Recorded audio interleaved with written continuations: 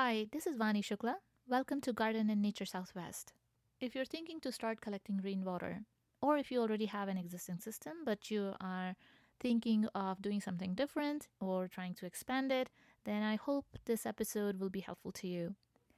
So, specifically in this episode, I will be describing about active rainwater collection systems and passive collection.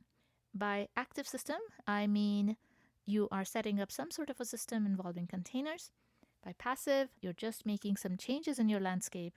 By those changes, you are maximizing the use of rainwater in your landscape, in your garden. The active systems that I'm going to be describing today are DIY, easy to intermediate level complexity. Also, I will go over the options that you have for flat roof versus slanting roof. For today's episode, the information is not regarding drinking water collection system. Today's information is about rainwater harvesting just for garden use. So let's start with the active collection systems. So obviously, the first thing you're going to need is some sort of a container. There's a huge variety of containers available in the market today.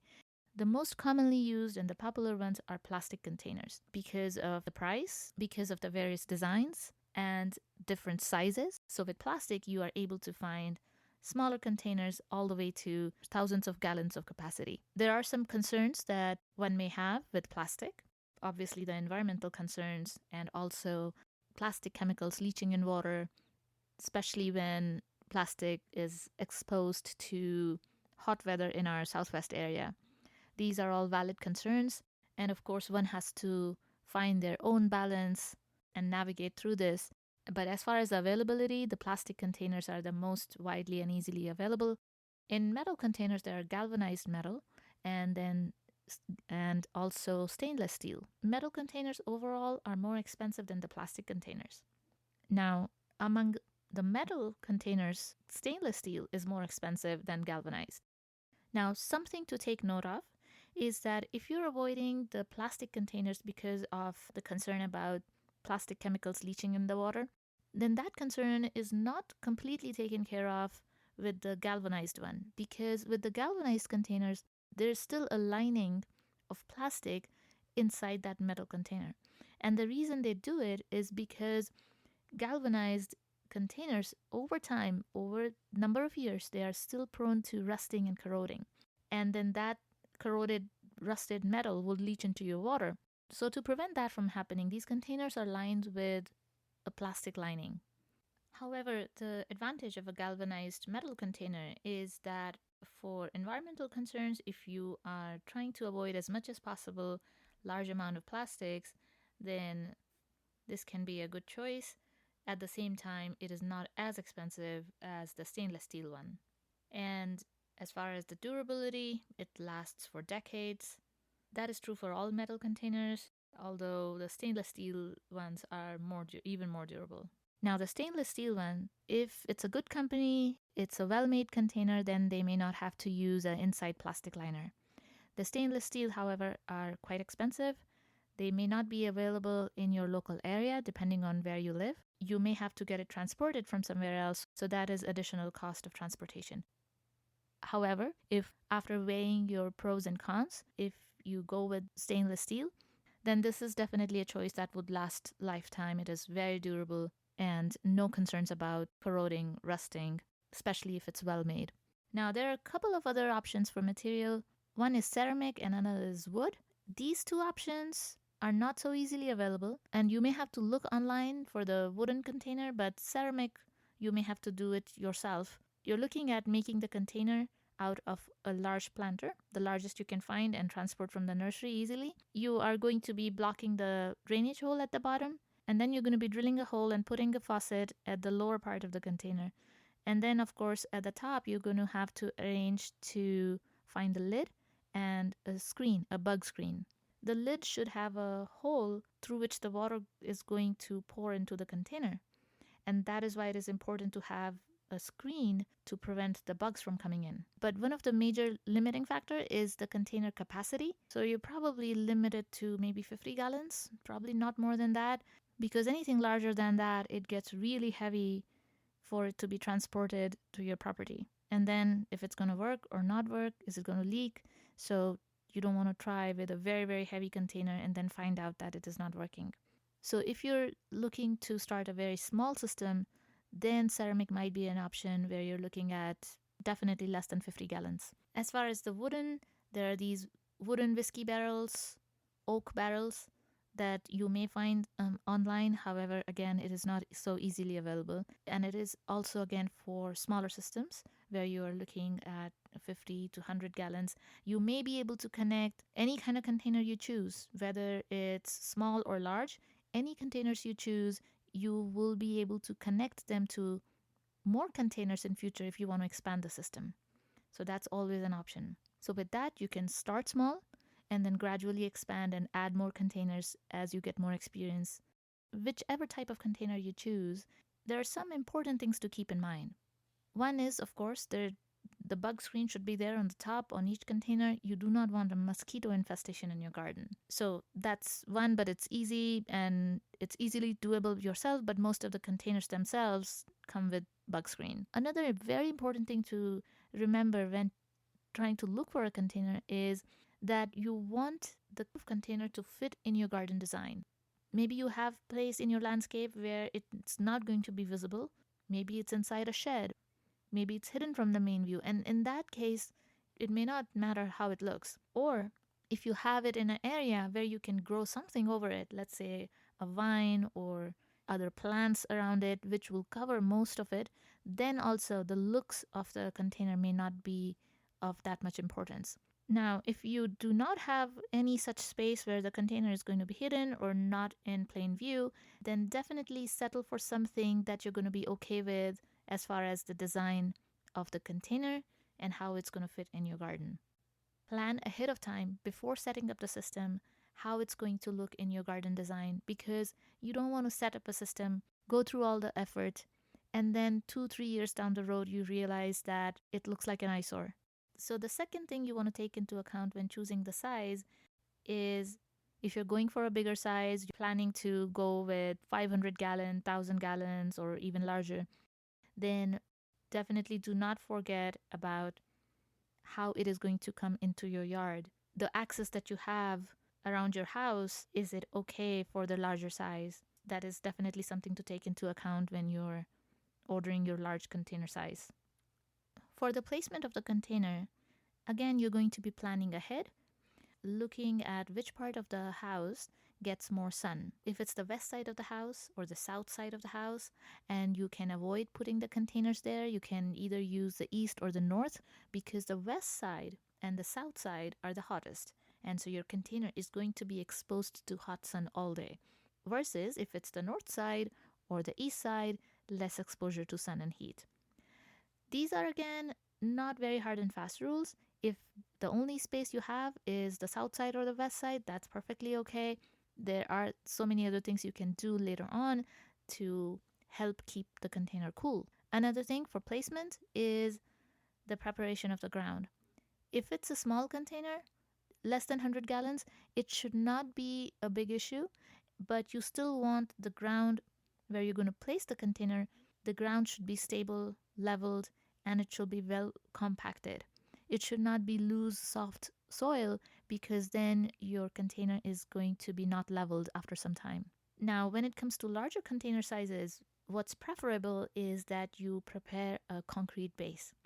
If you've never done any concrete work in your life, then it may seem like a very complicated process. But if you are passionate about setting up a good system yourself, then this part should not stop you. Once you start to look up and learn about setting up a concrete base, it is definitely doable without making a huge mess in your garden. You might probably mess up your wheelbarrow, but that's probably as messy as it gets. Now, if let's say for whatever reason you absolutely want to avoid a concrete base, then what you could do is make a base that is very sturdy with some road base underneath, maybe some sand and gravel, and really well compacted. And if you can contain it in a frame, let's say you make a frame out of wood just by 2x4s, and if you contain your base in that frame and you compact the road base and the gravel inside that frame, then it would be more durable, and you can paint or decorate that wooden base so that it does not look like an eyesore later on. After you've selected the rain barrels, the next thing is how do you get the rainwater down from your roof into your rain barrels? Well, there are several different options, and they're a bit different based on whether you have a slanted roof or a flat roof. Now, for a slanted roof, the first thing you want to check is if the rain gutters are already installed. In many houses, they are already installed. And in that case, all you have to do is install a system that will be connecting your rain barrels to your rain gutters. So let's say if there are no rain gutters installed in your house and you have to do it yourself, well, for the exact techniques, it's always better to learn from visuals and looking at maybe a video. There's so many YouTube videos out there that explain the techniques very clearly. So that will be better rather than listening to me describe the techniques. However, there are a few things that I want to emphasize about installing the rain gutters. The first thing is, even if you're just by yourself, it is doable. However, it becomes easier, of course, if you have some help because these rain gutters are 8 to 10 feet long, and it is always helpful if somebody else is supporting the gutter from the other end. The other thing I want to mention is to start small, especially if you're planning for small collection of water, let's say less than 500 gallons, or if you're not sure how the system is going to work. In that case, there's no point planning for installing the whole roof. Just plan for very small section. Start with just one rain gutter. And these are available in the lengths of 8 to 10 feet. These are aluminum rain gutters. Not only it will be much easier to do, you can try that small system and see how it works and if this is what you want on the whole roof, or you will have the first-hand experience of how much rainwater you're collecting just with that small portion of rain gutter. You will also learn by collecting some rainwater how you're using it, and if you want to add more tanks or bigger tanks, or maybe just stay small because of maybe aesthetic purposes, or maybe you do not have enough space in the yard to put big tanks. And so that little section of roof, collecting that rainwater in just that 10-foot gutter, gives you a lot of information of how you want the rest of the system to go. Now, also, there are so many designs of rain gutters available. Let's say you first tried this in the backyard and the system works fine, but you may want to install something in your front yard, but with a better design. There are so many decorative options available. However, these are usually not available in the local stores, and you may have to look for online companies that make these decorative rain gutters. There are even some expensive copper ones available. So if your one small system works and it works perfectly as you planned, and you're thinking about putting something in your front yard, then your experience of setting the system up in the backyard would give you the confidence to select the right kind of gutter and install it yourself in the front yard. Now, let's say you have decided to start small and not do the whole roof and not do even one side of the roof. You're just planning to do, let's say, a 10-foot rain gutter. This point that I'm going to make is very important to take note of. Even though you're starting small, even though you're starting with only a 10-foot rain gutter, it is always a good idea to plan for the whole side of the roof. No need to plan for the whole roof, but plan for one side of the roof. What do I mean by the plan? Well, when you're installing the rain gutter, one end of the rain gutter is always higher than the other end, because you don't want the rainwater to sit in the rain gutters after the rain is over. That would be a breeding ground for mosquitoes. So the water should always be flowing. Now, if you measure your roof, like one side of the roof from one end to other, all the way, let's say it's a 40-foot length. Now, if you measure that and plan a slope for a 40-foot, then okay, you've planned a slope for the 40-foot. But what if you're planning to install just one rain gutter, 10-foot, and let's say you plan the slope only for 10-foot. Let's say you ended up installing it one end higher, about 1 inch higher than the other end.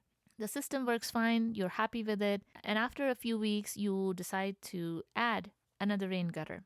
Now, when you join that other rain gutter to this one, that also has to have even more slope.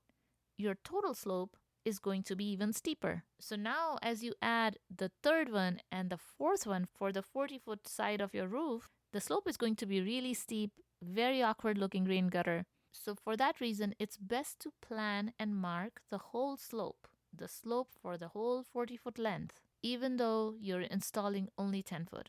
And then you're going to put the 10 foot on that marked slope, the slope that has been marked for the whole side. Next thing after the rain gutter is to decide whether you want a downspout or a rain chain to connect your rain gutters to your barrel. Now, each have their benefits. Rain chain, the biggest one, is that it looks very beautiful. It's a very nice design element in the garden. The downside is that you're going to lose some water. When it's windy, you're going to lose even more because the rain chain moves around. With the downspout, it's a closed system, so you're not going to be losing any water. Anything that enters the downspout from that opening at the end of the rain gutter, it's all going to flow into your rain barrel, so you're not losing any water there. So if no water is lost through the downspout, why would you not choose a downspout? Well, if aesthetics is a priority, if you want the system to be more decorative also, if that's the priority, then rain chain might be a better option. So other situations where you may consider just a rain chain over a downspout, well, if your water tank, if your rain barrel is not a large size, let's say if it's less than 100 gallons, then you should be okay even with a rain chain. Even with the loss of water that you have, you will still collect a lot of water quickly. We have tried both rain chain and downspout, and with small barrels, about 65 gallons, either one worked fine. Because with heavy rain, especially with the monsoon rains in the southwest, we sometimes get very heavy rain, even though it's only for 5 minutes or 10 minutes. And the rain barrels, our 65 gallons rain barrels, will fill very quickly, whether it was downspout or the rain chain, and eventually ended up overflowing anyway. So even though the rain chain was losing a lot of water, it did not make a huge difference because the rain barrels were small. Now, for our 300-gallon tanks, the rain chain might not be the most effective way to collect it because for a larger tank, a 5 to 10 minutes of heavy rain is not going to fill it, and you want to be more efficient in that case. Now, what if you have a flat roof? For a flat roof, it's a bit tricky because flat roof drains through scuppers. The scuppers or canales, they extend further away from the roof, they're long, and the rain gutter is not going to be able to catch the water falling off from the canales or the scuppers. So you will need some attachment to direct the water from the scuppers into your rain gutters. Now, one important thing to note is never, never, never cut the scuppers yourself. Unless you specialize in roof constructions or whatnot, do not cut that scupper because if you cut that scupper, that might compromise how the water flows and it might go into the wall. It might create a whole lot of leakage issues in your wall. So you definitely don't want to touch the scuppers yourself.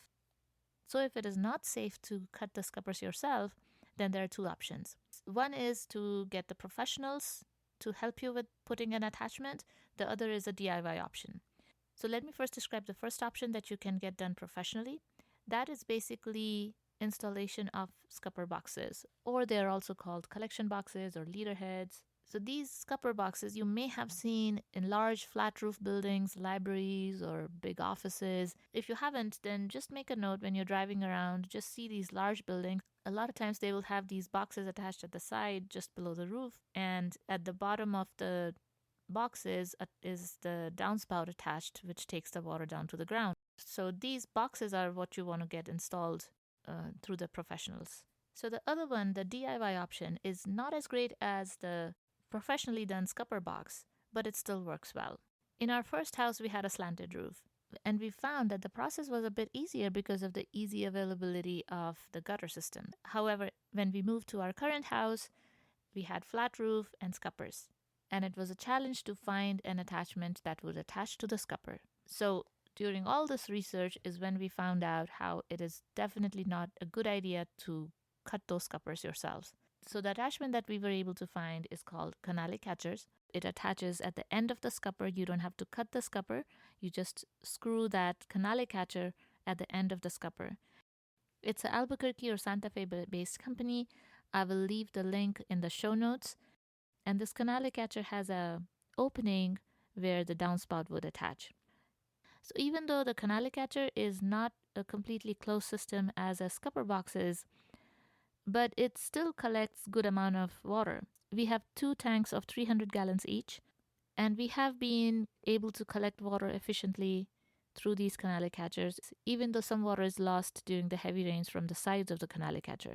Now, as far as whether you're going to connect a downspout or a rain chain to the canale catcher, well, both are doable.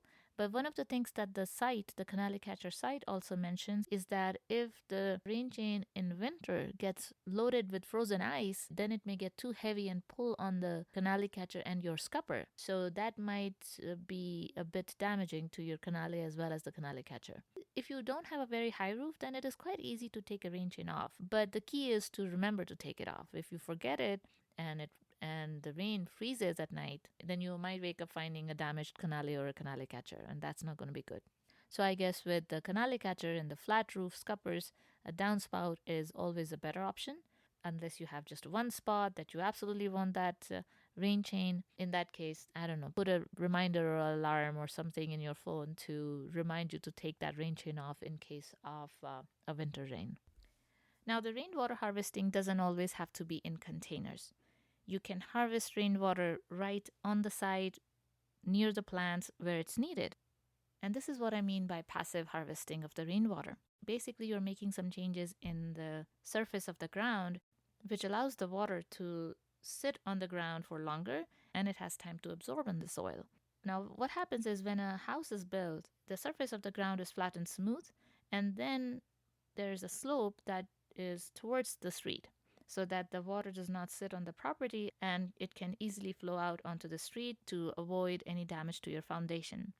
And that is good. Yes, we want to avoid the damage to our foundation, but can we make any changes that can do both? That you're not damaging your foundation, at the same time, you can keep the water near your plants. Now, when I'm talking about making these changes, it doesn't have to be on any big scale all at one time. You can start making smaller changes, one plant bed at a time, and gradually over time you can have most of your garden hold rainwater effectively. So again, to protect foundation, one of the main things you want to remember is that you want to have your ground leveled in a way that towards the foundation it's a bit higher and then it slopes away from the foundation. And then near the plant beds, what you can do is you can create some bumps. Instead of it being completely flat and smooth, if there are bumps, which are also called berms or swales, and these berms and swales can be on really big scales in bigger lands, or it can be on tiny scale in your plant bed. When the ground sort of has these undulations, the water will sit in between these bumps and it will gradually get absorbed. Now, let's say if you're in your front yard, you have a slope, a steeper slope, you can also create mini terraces, like a terrace garden form, and that will help to hold the water as well. Terrace garden design doesn't have to be on a big scale. It could be just a few stones at a time, just maybe a 2-foot terrace at a time, and then you can continue to expand over time. Now, some of the other things that help to hold the rainwater is if your plant beds are nicely mulched with wood mulch, that wood mulch will also help to absorb water and keep it there. Now you can go even a step further. If you have a ground that is not very difficult to dig, let's say if you're not living in a rocky area, then you can probably dig some ditches and fill those with pieces of wood chips, and that also can help to retain water. And these ditches can be by the side of the plants, and these ditches can be on a very small scale in your plant beds or a bit larger where they're surrounding the periphery of a larger plant bed and you have a deeper ditch filled with a lot of wood chips and other wood material, and then you can cover it, and the water that goes in and is absorbed by that wood material is then gradually going to be used by the roots of the plants growing nearby. So they will continue to slowly use the water that is retained in that wood material inside that covered ditch. So these are some of the ways that can be very, very effective. We sometimes don't realize because we're not really measuring the amount of water. When we are doing it in a container, we can see, okay, there's 300 gallons of water, but we sometimes don't realize that a lot more water can be retained in the ground itself, and especially if you make these changes, that will continue to release water slowly to the roots. And so that can be a very effective way to do it. Now, this is not all of the information about rainwater harvesting. I could consider it probably an introduction to rainwater harvesting. In future, I might go into more depth in particular areas of rainwater harvesting. However, for this episode, I would end it here. And if you have any questions, then please let me know. Thank you for listening.